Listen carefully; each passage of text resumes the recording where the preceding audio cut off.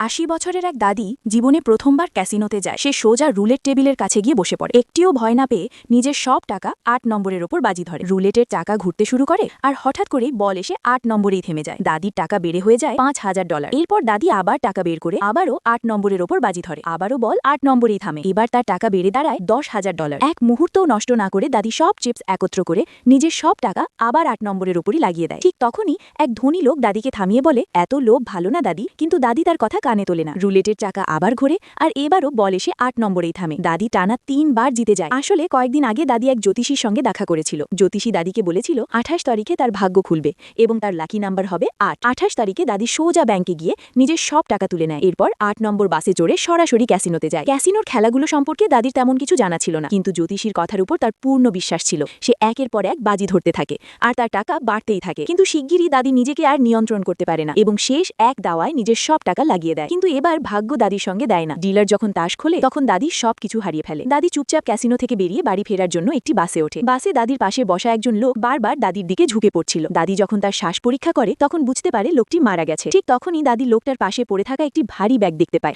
দাদি ব্যাগটি তুলে নিয়ে ধীরে করে বাস থেকে নেমে যায়। বাড়ি ফিরে ব্যাগ খুলে দাদি দেখে ভেতরে রয়েছে 8 কোটি টাকা। আপনার কি মনে হয় এই টাকা পাওয়ার পর দাদি কি আবার ক্যাসিনোতে গিয়ে জুয়া খেলতে যাবে?